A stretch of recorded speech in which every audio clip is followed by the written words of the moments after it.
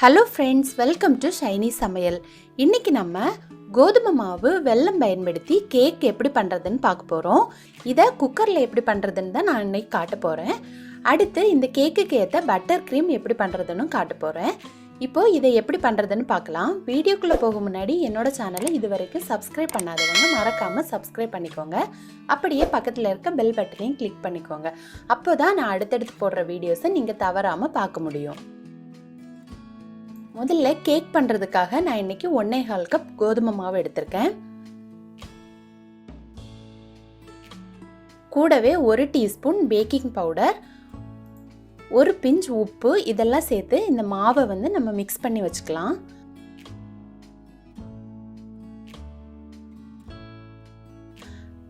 அடுத்து 1.25 கப் மாவுக்கு நான் 3/4 கப் பொடித்த வெல்லம் எடுத்திருக்கேன். நான் இதில் கொஞ்சமாக தண்ணி சேர்த்து அதை கரைச்சி வச்சுக்கிறேன். நிறைய தண்ணி சேர்க்காதீங்க, அப்புறம் வெள்ளை கரைசல் நல்ல தண்ணி ஆகிடும். நமக்கு எல்லா வெள்ளத்தையும் அப்புறம் கேக்கில் சேர்க்க முடியாது, அது தண்ணி மாதிரி ஆகிடும். அதனால் கொஞ்சம் தண்ணி சேர்த்து அதை கரைச்சி வச்சுக்கோங்க. கரைச்சி எடுத்ததுக்கப்புறமா அதை வடிகட்டி நல்லா ஆற விடணும். நம்ம கேக் பண்ணும்போது இந்த வெள்ளை கரைசல் நல்லா ஆறி இருக்கணும், அப்போ தான் அது சூப்பராக வரும். அடுத்து 1.25 கப் மாவுக்கு நான் 1/2 கப் வெண்ணெய் எடுத்திருக்கேன். வெண்ணெய் இல்லாதவங்க 1/2 கப் தயிரும் 1/4 கப் எண்ணெயும் எடுத்துக்கோங்க, அப்போ கரெக்டாக வரும். இதை கையால் பீட் பண்ணி எடுக்கும்போது 10 மினிட்ஸ் ஆகும். பீட்டர் இருக்கிறவங்க பீட்டர் வச்சு பீட் பண்ணிக்கோங்க, அப்போ சீக்கிரமாக நம்ம பண்ணிடலாம். இப்போ இந்த பட்டரை நம்ம நல்லா பீட் பண்ணி எடுத்துக்கணும். இப்போ பாருங்கள், இது இந்த க்ரீமி பதத்துக்கு வந்திருக்கு. இந்த பதம் வர்றது வரைக்கும் நம்ம நல்லா பீட் பண்ணி எடுக்கணும்.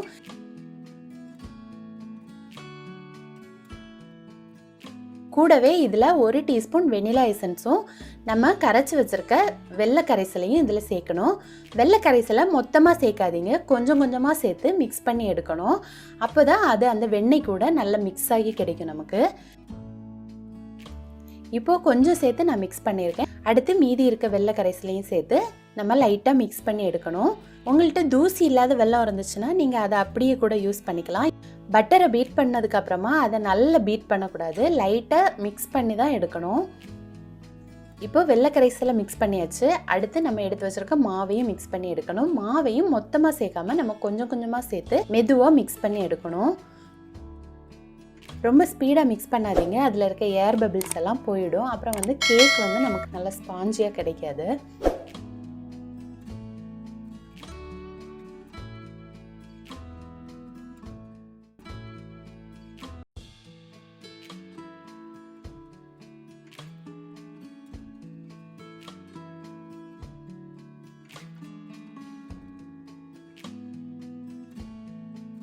இப்போ மாவெல்லாம் சேர்த்ததுக்கப்புறம் நமக்கு கேக் பேட்டர் ரொம்ப திக்காக இருக்கும்.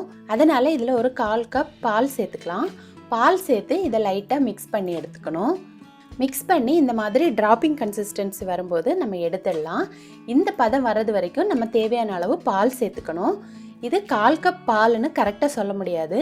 நீங்கள் இந்த கன்சிஸ்டன்சி வர்றது வரைக்கும் கொஞ்சம் பால் சேர்த்து மிக்ஸ் பண்ணி எடுத்து வச்சுக்கோங்க. இப்போ நமக்கு கேக் பேட்டர் ரெடி ஆகியாச்சு. அடுத்து குக்கரை நம்ம ப்ரீஹீட் பண்ணி வச்சுக்கலாம். அந்த மூடியில் இருக்க கேஸ்கிட்ட எடுத்துட்டு நம்ம இதை ஒரு மூடி போட்டு 10 நிமிஷம் சூடு பண்ணி வச்சிடலாம். அடுத்து நம்ம எதில் கேக் பண்ண போகிறோமோ அந்த மோல்டு எடுத்துக்கணும். அதில் கொஞ்சம் பட்டர் அல்லது எண்ணெய் வச்சு நல்லா க்ரீஸ் பண்ணிக்கணும். க்ரீஸ் பண்ணதுக்கப்புறமா அதில் கொஞ்சம் மாவு சேர்த்து அதை நல்லா தட்டி எடுத்துக்கணும். அப்போது நமக்கு கேக் ஒட்டாமல் கிடைக்கும்.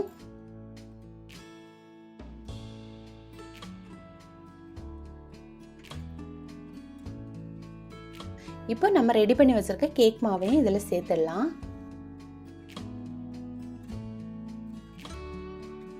சேர்த்ததுக்கு அப்புறமா இதை லைட்டாக தட்டி விட்டுக்கோங்க. இதே நீங்கள் அவனில் பண்ணுறீங்கன்னா 180 டிகிரி செல்சியஸ்க்கு 10 மினிட்ஸ் ப்ரீஹீட் பண்ணிவிட்டு 180 டிகிரி செல்சியஸில் 45 மினிட்ஸ் பேக் பண்ணி எடுத்துக்கோங்க. இப்போ இந்த குக்கரில் ஒரு ஸ்டாண்ட் வச்சுக்கணும். அதுக்கு மேலே நம்ம கேக் பேட்டர் வச்சுருக்க மோல்டை மெதுவாக வைக்கணும். இதை மூடி போட்டு லோ ஃப்ளேமில் 50 மினிட்ஸ் வேக விடணும். லோ ஃப்ளேம்லேயே வச்சுக்கோங்க. ஃப்ளேம் அதிகமானால் நம்ம அடியில் தீஞ்சு போயிடும். அதனால் லோ ஃப்ளேம்லேயே வச்சு வேக வச்சு எடுத்துக்கோங்க. இப்போ இது ரெடி ஆகட்டும். அடுத்து நம்ம இந்த கேக்குக்கான பட்டர் க்ரீம் எப்படி பண்ணுறதுன்னு பார்க்கலாம். அதுக்காக நான் இன்றைக்கி 200 கிராம் பட்டர் எடுத்திருக்கேன். அதை நல்லா பீட் பண்ணணும். நான் இன்றைக்கி பீட்டர் எடுக்கலை, ஹேண்ட் மிக்சர் தான் எடுத்திருக்கேன். இதை வச்சு ஒரு 10 to 15 மினிட்ஸ் நல்லா பீட் பண்ணணும். நம்ம பீட் பண்ணி வரும்போது அதோட குவான்டிட்டி எல்லாம் அதிகமாகி அது நல்ல க்ரீமியாக நல்ல ஃப்ளஃபியாக வரும். அது வரைக்கும் நம்ம பீட் பண்ணி எடுத்துக்கணும். நம்ம ஒரு ஸ்பூனில் எடுத்து பார்த்தா அது கீழே விழாமல் அந்த ஸ்பூன்லேயே ஒட்டி இருக்கணும். இந்த பதம் வந்தோடனே நம்ம எடுத்துடலாம். இப்போ பாருங்கள், இது நல்ல க்ரீமி பதத்துக்கு வந்திருக்கு. அடுத்து இதில் 1/2 டீஸ்பூன் வெனிலா எசன்ஸ் சேர்த்துக்கணும். வெனிலா எசன்ஸ் சேர்த்ததுக்கப்புறமா இதில் ஸ்வீட்டுக்காக நம்ம கரைச்சி வச்சுருக்க வெள்ளை கரைசலை சேர்க்கணும். இந்த க்ரீமுக்கு உங்களுக்கு எவ்வளோ ஸ்வீட்டு தேவையோ நீங்கள் அந்த அளவுக்கு டேஸ்ட் பண்ணி சேர்த்துக்கோங்க. நான் இதில் 2 டேபிள் ஸ்பூன் அளவுக்கு வெள்ளை கரைசல் சேர்த்துருக்கேன். இப்போ இதையும் சேர்த்து நல்லா மிக்ஸ் பண்ணி எடுத்துக்கோங்க. இப்போ பாருங்கள், நமக்கு க்ரீம் வந்து சூப்பராக ரெடியாகி இருக்குது. இதை நம்ம மிக்ஸ் பண்ணி எடுத்த உடனே ஃப்ரிட்ஜில் வச்சுக்கோங்க, இல்லைனா மெல்ட் ஆக சான்ஸ் இருக்குது. அடுத்து நம்ம பைப்பிங் பேக் எப்படி பண்ணுறதுன்னு பார்க்கலாம். அதுக்காக இந்த மாதிரி ஒரு பிளாஸ்டிக் ஷீட் எடுத்துக்கணும். அதை நம்ம இந்த மாதிரி கோன் ஷேப்பில் நல்லா ஃபோல்ட் பண்ணிக்கணும். கோன் ஷேப் பண்ணதுக்கப்புறமா உள்ளேயும் வெளியேயும் அதோட ஓரத்தை செலோ டேப் வச்சு நல்லா ஒட்டிக்கோங்க.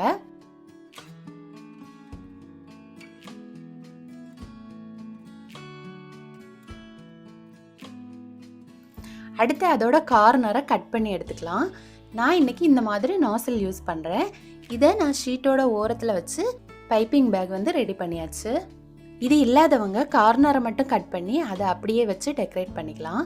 இப்போ நம்ம க்ரீமை வந்து ஃப்ரிட்ஜில் இருந்து எடுத்து இந்த பைப்பிங் பேக்குக்குள்ளே அந்த க்ரீமை கொஞ்சம் கொஞ்சமாக எடுத்து வைக்கணும். நம்ம க்ரீமால் அந்த பேகை வந்து ஃபில் பண்ணினதுக்கப்புறமா நம்ம கேக் ரெடி ஆகிறது வரைக்கும் இதை வந்து அப்படியே ஃப்ரிட்ஜில் வச்சுக்கோங்க. ஃப்ரீசரில் வைக்க வேண்டாம், அது ரொம்ப ஹார்ட் ஆகிடும். அதனால் சும்மா ரெஃப்ரிஜரேட் பண்ணி வச்சுக்கோங்க. அதே மாதிரி உங்களுக்கு சீக்கிரமாக க்ரீம் பதத்தில் வரலைன்னா நீங்கள் கொஞ்ச நேரம் அந்த பட்டரை வந்து ஃப்ரிட்ஜில் வச்சு எடுத்துக்கோங்க. அப்போ சீக்கிரமாக உங்களுக்கு க்ரீம் பதத்தில் வந்துடும். இப்போ 50 மினிட்ஸ்க்கு அப்புறமா கேக் வந்து சூப்பராக ரெடியாகி இருக்குது. பாருங்கள், ஒரு கத்தி வச்சு செக் பண்ண அப்புறம் அது ஒட்டாமல் வந்திருக்கு. இப்போ நம்ம கேக் வந்து சூப்பராக ரெடியாகி இருக்குது.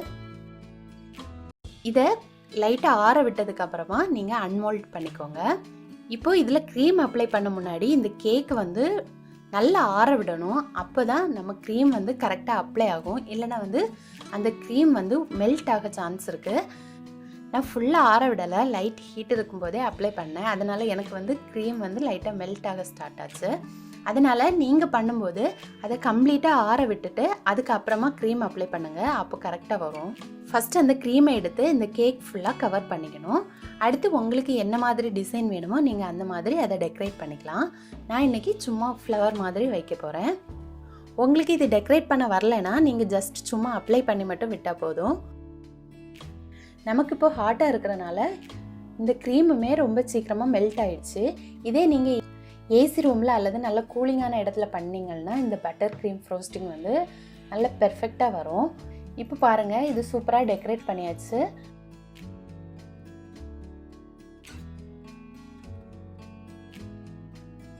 உங்கள்கிட்ட சாக்லேட் சிப்ஸ் அந்த மாதிரி இருந்ததுன்னா மேலே நீங்கள் கொஞ்சம் டெக்கரேட் பண்ணிக்கோங்க.